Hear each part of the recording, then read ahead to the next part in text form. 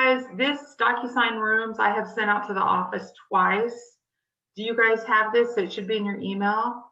And it's basically literally a step-by-step guide of what I've been going over in these trainings, like how to set up a form template for these rooms, how do you create a room. So I learned zip forms from this guide, and I've sent it out to the office twice. If you don't have it, let me know and I'll resend it out to you guys. But it has step-by-step on how to do things. All right. And now I'm going to share a different screen.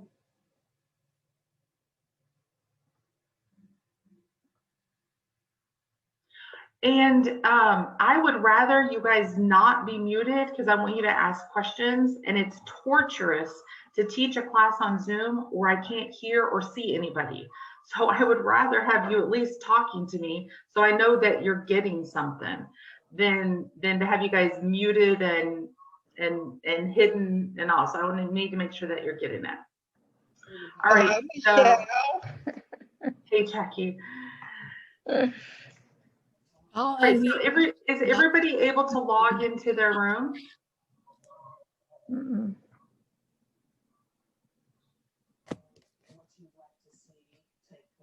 I assume because nobody answered, that means everybody's able to log into their room. Yes. Okay, so let's see. So I am at the dashboard here. Right here, I'm at my dashboard, my home screen. And first things first, since there's some people that have never logged on to it before, what I want to do is over in this upper right hand corner, I want us to do the very first beginning setup part. Is everybody's screen look the same as mine, where you have these tabs up there? You probably don't have any rooms or anything here, but do you at least have dashboard, rooms, inbox, and docs? Yes. Okay. Okay, good. So upper right hand corner probably doesn't have your picture, probably just has your initials. We're going to click on that box and we're going to go to manage profile.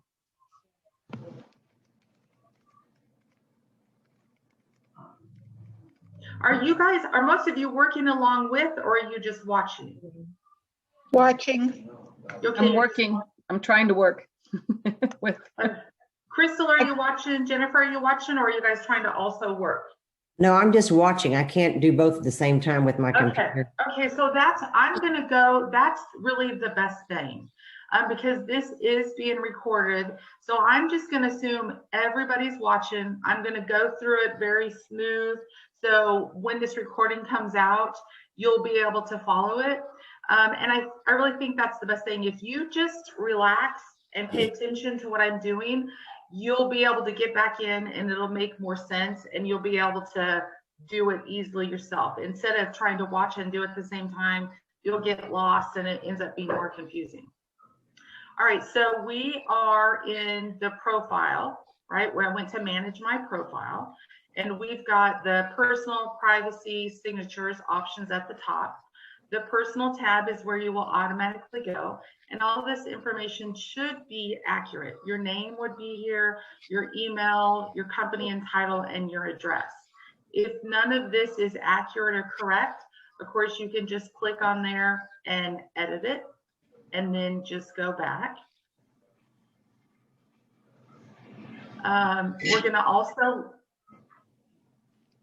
We're going to also look at the privacy and security tab, and probably yours comes up like this. If you get a notification that you have two-step authentication and it says you must get a text to do it, you're going to have to go through that, because the system defaults with two-step authentication, and that means every single time you log into this program, you're going to have to get the text, you're going to have to get an email of verification, all of that. And you'll want to turn that off because it makes it torturous to work. So when I click privacy and security, I do have to put my password in, but we're going to do that because we want to come here and turn two-step verification and device verification, we want to set them both to not enabled. You may have to go, when you change this both times, through the authentication process. But once you go through the authentication process and turn those to not enabled, you won't have to do that anymore. Questions? All Yeah, right. Michelle, once I turn that off, how do I go back and make sure it really is not enabled? It's because if I go back, if I hit the back button, it's just gonna go back to where I just was. Is there a home? The Do I go next to- time you log back in, you should not have to do that. Okay, So it would be the next time that you log back in. okay. If it shows not enabled here, then you should be okay. All right, so of these 5 tabs, the only 3 we're going to pay attention to: personal, privacy, and then signature. We're not going to connect apps or any of these others too. So let's look at our signature. And what we are doing here on signature is setting up how your signature looks when you sign documents electronically. If you've used DocuSign at all before, it's probably already set up.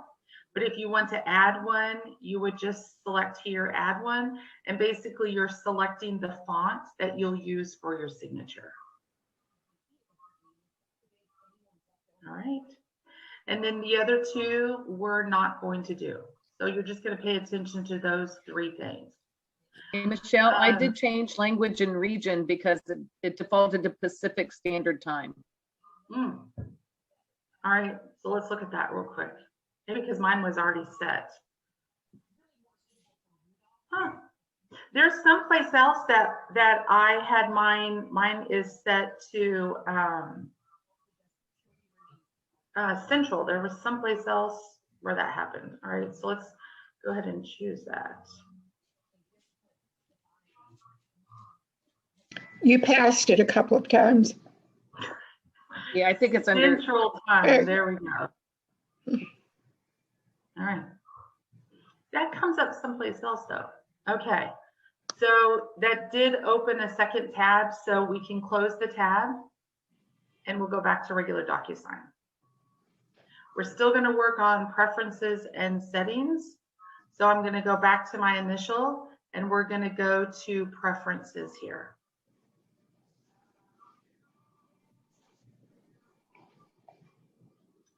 All right, so these are the tabs that we're going to update. I think your profile probably is set up correct and you may not have all of these choices. I have an admin, but it should have your office. It should say like agent or realtor. And maybe it says something like something that means a realtor, but it's not exactly that. What does it say on y'all's? mine says agent. Agent, okay. All right, so your company name should be in there. Yeah, so this is where it is, the time zone. Had my central time zone. And then if you do put any changes up here, be sure that you select change here. And if you want to upload a logo, you can. And it just says, I would leave the default setting for asking help. And then we're going to go to contact information. Your phone number, office phone number, cell phone number, your office address. I think that should be filled in automatically for everybody. And then if you do change it, be sure you click save. All right, notifications. What this is saying is if you can get an email every time some type of activity happens in your DocuSign room. This daily digest summarizing the activity that happens in your room over the past 24 hours. I get that, and it is annoying to me, so I am turning mine off. So when someone views a document that you shared, like if you email it to a client and if they've looked at it, then you can get an email. And I think what's most important is that you pay attention to the emails that you get right now from DocuSign and know where you can come change this stuff if you're getting too many notices. So what seems to be a consensus in the users is to turn it on when you have something in your inbox.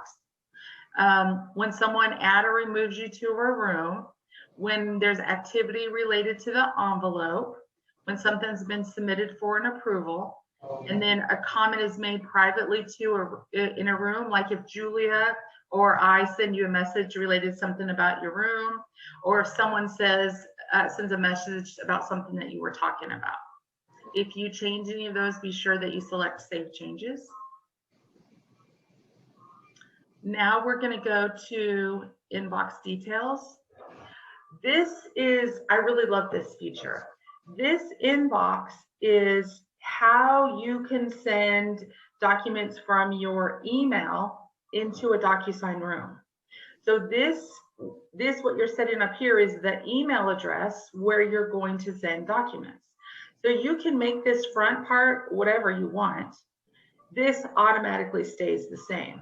So if you want it to say just like your Gary Green email, michelle.verwald, or if you don't want it the same, and that's why I left mine the same, because I didn't, every time I wanted to type michelle.verwald, I didn't want it automatically to be saying which one do you send it to.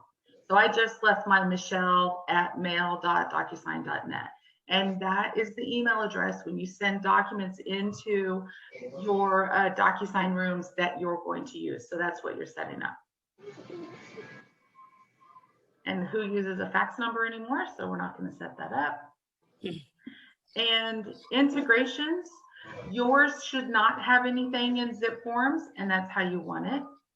Yours, you're probably going to have to do this step, the nerds, and that is locate your nerds ID.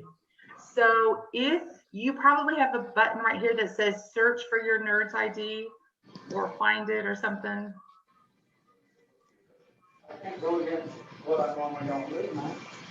Okay, so if your nerds number is not in, then I want you to go through this process of finding your nerds number. And basically, when you select the option that you have, it allows you to check the option that says search by my license number and your name, and it will pull up your nerds number. I would like everybody to go and do that right now, if you have access to it, because I want to make sure that you get it set up. If you don't, that's fine. But when you know when it's right, when it says Texas Association of Realtors here, because that's what you're looking for. And if you get this yellow triangle, mine comes up all the time, but as long as you have Texas Association of Realtors, you have the right options. And then I think it also lists HAR here. Right, and then we do not use Northwest MLS, so it should be nothing there, and we're not using the cloud storage. So the only thing you're going to be doing on the integration tab is making sure that your nerds information shows up and Texas Realtor shows up. And so, Michelle, do we turn off all the cloud storage settings? Because it looks like they're automatically checked. Yeah, it's you guys get everything in one box in OneDrive included through 365. Mine is on, but I mean, I guess you could leave it there if you wanted to, but you would have to go through and set it up. Mine is set, so I would say whichever you want to do. Okay, so we should not turn it off? You don't have to turn it off. What it's saying is if you leave them turned on, you will see those as choices if you need to add files. So it's okay in case you ever have files. Like I have some stuff in Dropbox, but I guess short answer, I wouldn't turn it off. Okay. That's really what you're looking for, sorry. Yeah, I think I used Google Drive for the first time like yesterday. Okay, all right, got it. All right, so that's what we're all done with this setup. Manage profile and then preferences, and we're all set up. Sometimes I see agents where their screen doesn't show rooms. It shows something like this. If you ever get to the point where your room, your DocuSign looks like this, and you see right here, you're in the e-signature, how you get back to rooms is up here and say switch to rooms. I saw that a lot in my initial training. So switch to rooms. All right, so let's just walk through and kind of give you an overview of what you have in the room. So your dashboard is, it shows you activity and task. So this is the recent rooms that we were in. These are new rooms. And down here, I can see signing activity. So rooms are, think of rooms as transactions. In Backagent, we called them transactions. In DocuSign, they're called rooms. And then here it's showing all of the rooms that were created for me at the office level. For you, you probably don't have any if you haven't created any rooms. And then here we have those rooms that are active, those rooms that are in review. So when you've submitted something to be a funding request, or once it's all closed out, it would be enclosed. And these are ways that you can sort for specific rooms. The inbox is the feature that allows you, where if you use that email that we set up and you have docs in your email, say that an agent sent to you and you need them to go into DocuSign, if you send them just to DocuSign rooms and not a specific room, they will come to your inbox here. And then My Docs, that's where we're going to spend most of today. This is where the forms are that you're going to work with.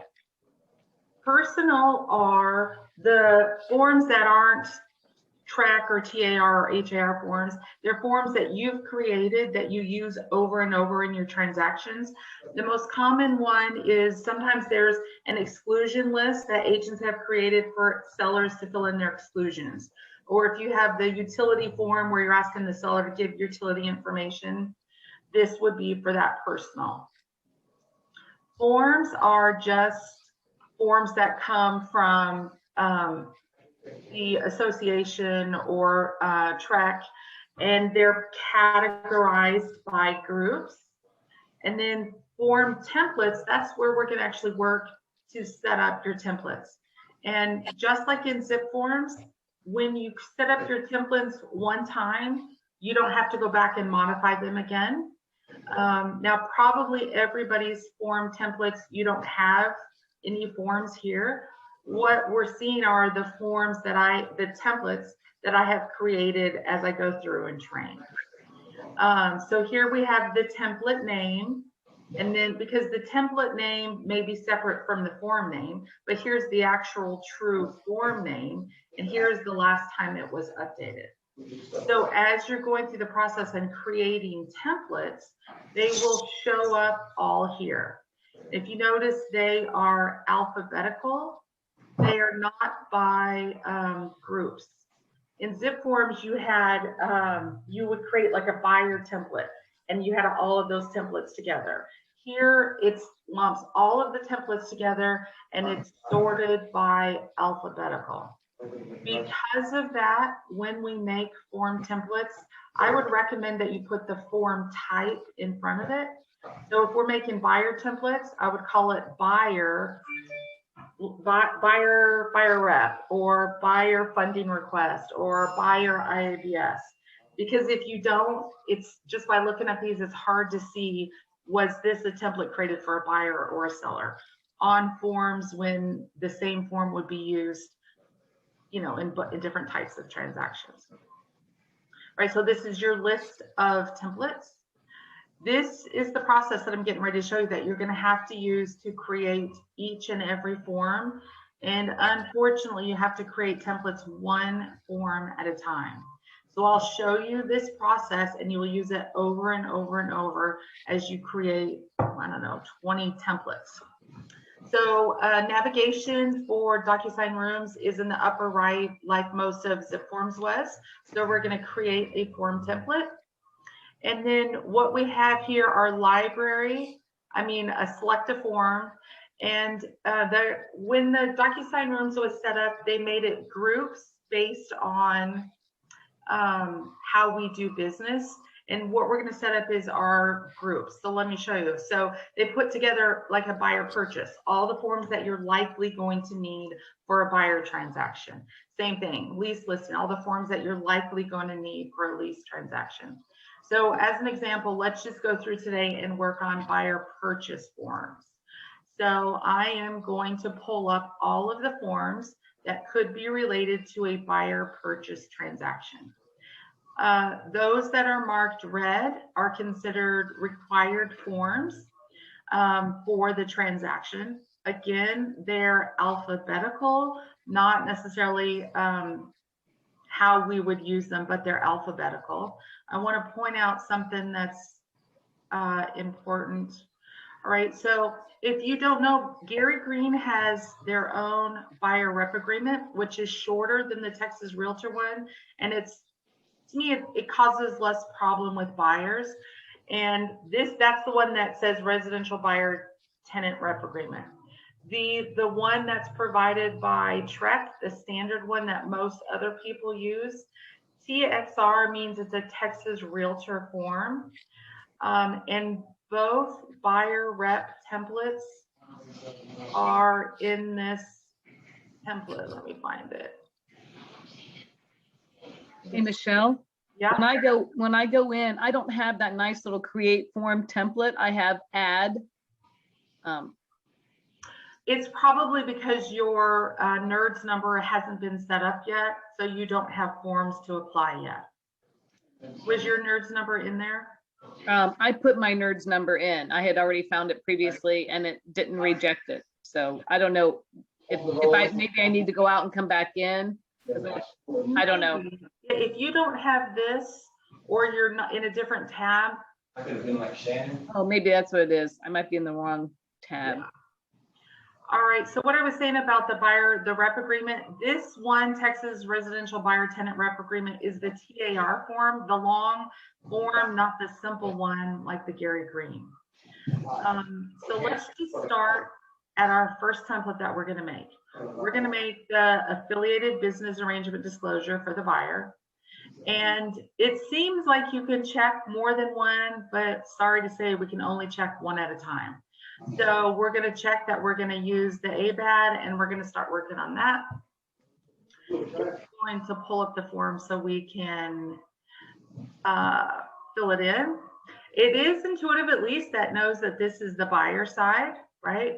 So on this form, you're just going to fill out your name there. And it's going to check buyer here, and that's all that you're going to have to fill out on this form. I want to point out that up here is how you change the name.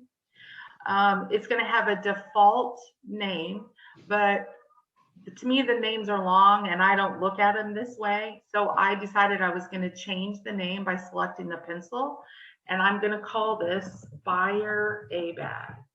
And because of how all the templates show up in that list and it's alphabetical, it doesn't group them by form or transaction type. I'm putting buyer in front of it.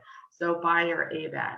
If I change this title, be sure that I check the green checkbox. That's going to save the name. Of course, I've named that already, so I can't call it that.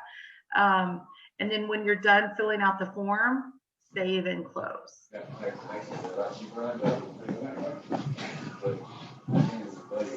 All right, and then when I have to create my next template, I'm going to go through the same process. We're working on groups, and then I'm still on buyer purchase, and I'm going to go to the next one. So the next one that I'm going to fill in is, we would fill in the funding request. And in that packet that I showed before we got started that we've emailed out, there is the list of all the things that you're going to fill out. So on the funding request, you know that it's always going to be Tomball. DPN number comes from accounting, so you don't have to fill this out. You are the agent, of course. Let's see what else. The commission, shoot, this is what I'm talking about. I don't remember which one goes here, but so we can look on the template to see. Okay, so Michelle, you sent an email earlier that has all these templates that we need to, because I can't always remember which forms to include in the template. Yes. Okay, I'll check for that. Yes, that form that I sent, it actually goes through and tells you each form what you're going to put in each form. Good question. Right, so I can change it if I want to. And I really like having the name in front of it. The more I've worked on this, the more I think it's important to have the name in front of it. And I like it short and simple, how my mind thinks. Save it, and then save the form. And you'll go through this again with every single form for every single group. So there's lots of things that I like about DocuSign rooms. The process of setting up templates, I don't like. It is an investment of time. And I was joking with Kim Minchek. I was like, that's when you get your glass of wine and you put your whatever TV episode that you're binge watching, and you just go through and set up the templates. But each form, each group separately. Any questions on that?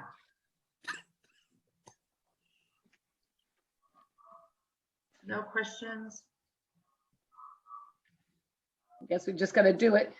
It's really true. So I was looking through this, and for a long time it didn't make any sense to me. But as soon as I got the overview and I started going through it, I was like, oh, yeah, okay. So there is a lot of it that is familiar and easy to work with, but you do have to invest the time to do it.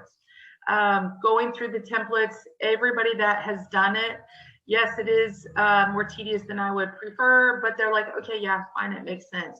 And because they are created in groups, right? So the buyer groups, things that zip forms didn't know, DocuSign does. So remember when you would work in zip forms and you pulled in the IABS and the buyer rep, when it came to the signing part, every single time you'd have to drag over the signature lines for those forms because it didn't know, was it for a buyer or seller? Here, the process is much easier. It automatically knows, so you don't have to drag all that over. Any questions? All right, so that's the process of setting up templates. I've got some time, and if you guys want me to walk through, I'll show you the process of creating a room and applying a template. Do you guys want to see that, or some of you may have already seen that before? I would like to see it. But then Yes. I would like to see it. seller's disclosure. We have to always import that form in for the buyers to sign. How to, I guess if you could show how to do that part after you open a template. Okay. So when you have the seller signed by the seller's disclosure and you want to put it into the room, is that what you're saying? Yes, because then we have to have the buyer sign it. Right.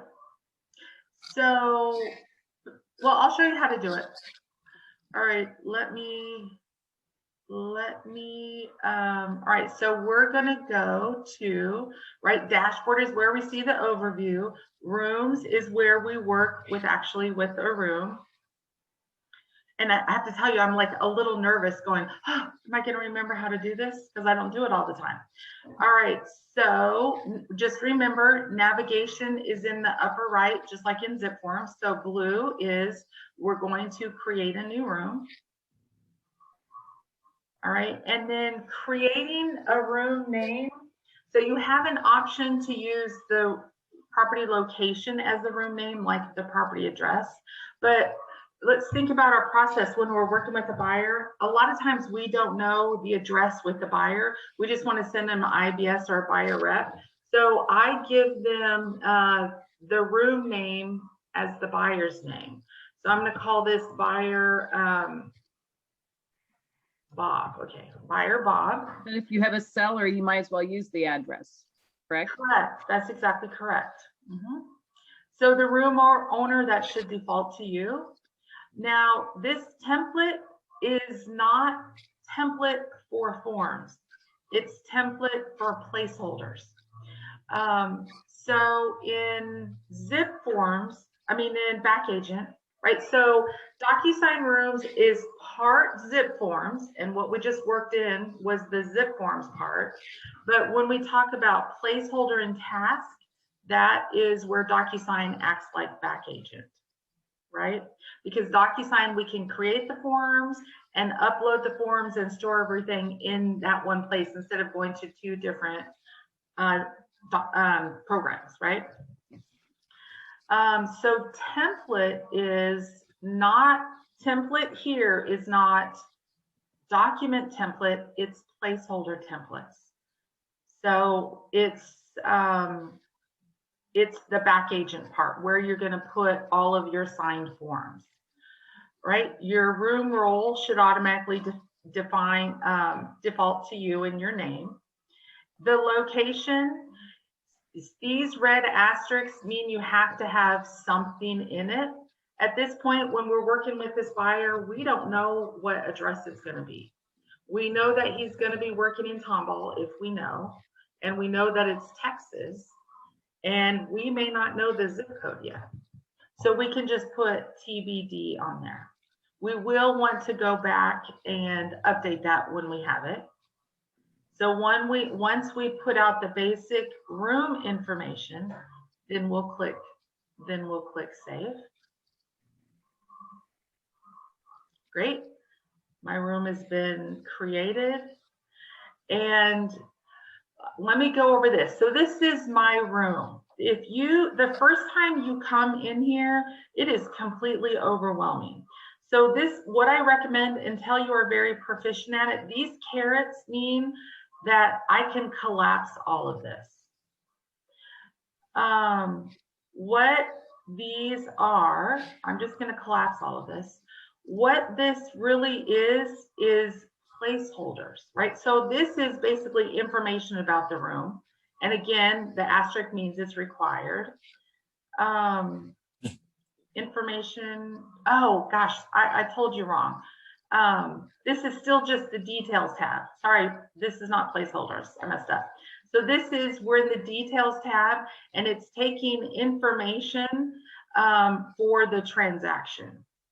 A lot of this, when this says required to close, this means by the time you get funding, these asterisks you're going to need. But at this point, we probably don't know all of this, right? We're really looking just to be able to send out the IABS and the buyer rep. So we don't know closing detail, we don't know offer, we don't know listing agent or anything, and we don't have an address. So over here, we don't know seller info because we're representing the buyer. So I'm going to collapse all of this. I do know who my buyer is, right? So upper right, blue navigation is where I can edit the information. So I know my buyer is Bob Berg. I know his cell phone number. I do know his email address.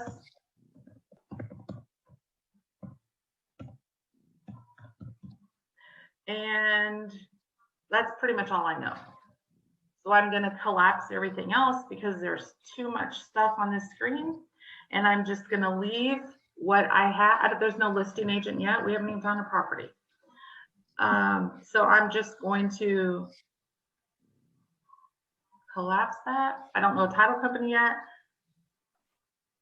Because you don't have to collapse it. I collapse it because it's too busy and it's too confusing to me. I can always go back and uncollapse it as I need it. All right, so details tab. It's important to understand that information that I put on my details tab does flow to my contracts. And if I put stuff on my contracts form, it does flow to the details tab. So that's good. Tasks, you probably are not going to deal with tasks. Documents, this is what I mean by placeholder. On the documents tab, these that look like this, they're not forms, those are the placeholders, where once you have them signed, you will put them like you would in back agent. So tasks here, and whenever you see DocuSign refer to tasks, they really mean placeholders. So I'm going to scroll down really quick, and all of these are all the different placeholders that could be, and it's down at this very bottom where your actual docs are.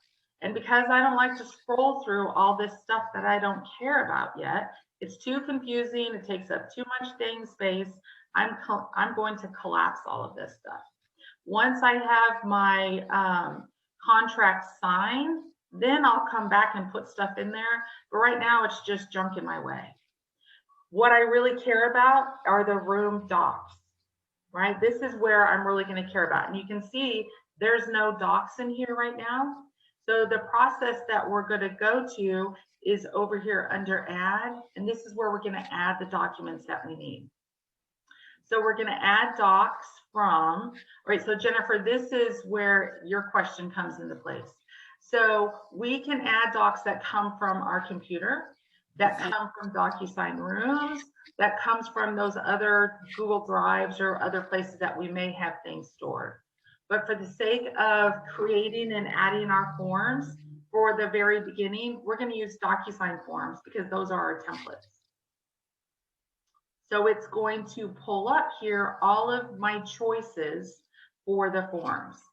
So here are the groups. Remember, we created forms by the group, and we did buyer purchase groups, and these are unimproved. So that's basically what the difference is. If I wanted to go and pull other forms that were not in a group, I know that I wanted to add maybe something like the on-site sewer, maybe that form isn't in here. This is how I would find the other forms. But right now, let's just say we got all of our templates done for our buyer purchase. And it's going to say, here are all of your choices of forms that could be done on a buyer purchase transaction. The red means they are required forms. Let's see, it's not alphabetical. So this has changed. It lists all of the required forms at the top. Sorry, I'm going to scroll quick because I'm looking. Oh, this has changed. Okay, because it used to be that all of the required forms were checked. So this has changed. So if I'm setting up my room, I know that I need to add all of these forms because it's going to be required. And one question that I get a lot is this funding request. Why do I have to add it now? Because the funding request is the form you'll fill out to get your CDA. It didn't used to be a form in Back Agent. It was questions that you asked. In DocuSign, it's a form that you have to fill in. So I'm going to select all of the forms that I want, and I'm literally just arbitrarily clicking. I know I'm going to need these forms, so I'm going to select them. And then what's happening over here is when we did our buyer group template, if I created a template, these are my choices that I have for that form. I've got 4 or 5 of them because I created 5 different templates every time I teach this class. So you probably will only have one buyer ABED template that will pop up. And I'm going to select that choice. So if you took the time to apply your templates every time, then when you get to this point, you're just going through and selecting and applying the templates that you already did. All right, so I'm going to select my templates because I'm going to apply them so everything gets there when I get over. And then I'm going to select add. And it will put the documents that I selected at the bottom of my room, because remember, this room docs is all of the forms, and these up here are placeholders. They're not forms. This is a placeholder where you would put your signed buyer rep, and this is indicated that it's a required form. But those aren't forms now, those are just placeholders. Down here are my documents. So Jennifer Singleton, if you had a form from your computer that you got back from your seller, I would select add and go to computer wherever I saved it, and then pull in the document from here. Okay. And then it would add it to the list of forms down here. Now, when you go through the process and send forms for signatures, remember in zip forms, it put those signed forms down here at the bottom, it does the same thing in DocuSign. All right. What other questions do you have right now? So that's basically it. Then you're going to select a form and you'll start filling it out. The information that we put on the details tab should, let me see here. I've done something wrong, but the buyer's name should populate here. Bobber. I put that in. Right here, and it said to be TBD because I didn't have the address. So that does populate.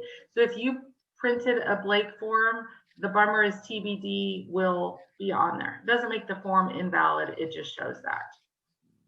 So I'll save it. So on that form, do we have to have that on every transaction? That with that address, or can it be like, you know, when we have our initial setup with the buyer and do the buyer's rep and that's required, do it that once with the to be determined, and then we go into all the offers and another offer, then you only have to do it one time. You don't need it for each form, so it doesn't matter if the address is on it or not. Okay. You don't need one for each transaction. And I would recommend you do your IABS, your buyer rep, your ABAG, your buyer commitment, general information notice to buyer, all in that very beginning. So you're, at the time that you're writing a contract, all you're doing is contract specific stuff. Yes. Okay, good. Good question. Any other questions?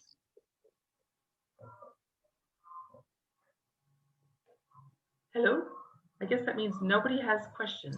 Maybe everybody's like Marie and walked away and I'm here teaching this to myself. I have no idea. I have a question, Michele. Okay. So I already did some of the things that you were explaining, but then right now when I went in, I realized that two sales that it's new homes, and we started that early March, and I don't have them in DocuSign. I have them in Back Agents. Should I bring everything over to DocuSign? No, you can still, anything that you started in zip forms, you can finish in zip forms. But when it comes time to getting the funding and everything, you're going to put it then in back in DocuSign, because they're closing out. We're not. I have these in Back Agent. Oh, that's fine. If it's already started in Back Agent, it can leave in Back Agent. We're just not allowing, I think they said June 4th, nothing new can be created in Back Agent. Because one of them, I think it will be done until September. Should I pull everything to DocuSign? Probably you're going to be okay. I would do it just because I don't want to have to be working in two different places. I want everything all in one place, but they're just saying nothing new can be created in there. But for the sake of my sanity, I would put it all in one place. Yes. Thank you. Any other questions? All right. That is, let me see. So I'll have, did you guys get to see Julia doing the funding request and process? Yes. Okay, good. That's the money part. And so what I expect is, if this was your first time seeing it, as you're going in and working around through it, probably you're going to have other questions. Let me share two things that I do know. And that is, if you're creating a tenant room, right? So you're representing a tenant.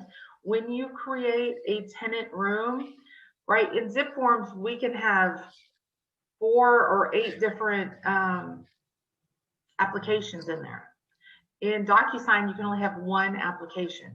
So if you have more than one applicant, there will be just one application in the room here. And then if you need 3 people to fill it out, you just send it to one electronically to sign, go back to the form and send it to a second to electronically sign, go back to the form and send it a third electronically to sign. So the application is fillable by the tenant, and you can just email it to them electronically for them to sign. But there is only one actual application in the room.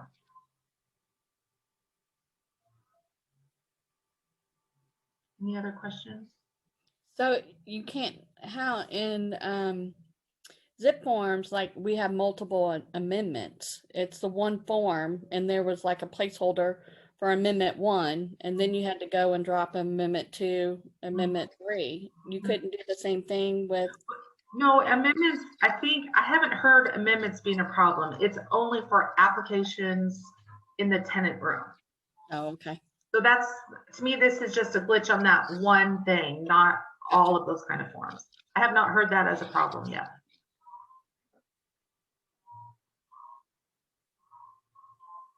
All good? All right. Michelle, are you going to email us this recording, or how am I going to find this since I missed some of it? Yeah, no, I'll email it. I'll have Julia email it. She knows how to get it, and I'll have her send it out. Okay. All right. All right, very good. See y'all later. Yes. Bye. Thank you. You're welcome. Bye. Thanks for doing Thanks, it. Michelle. You're welcome.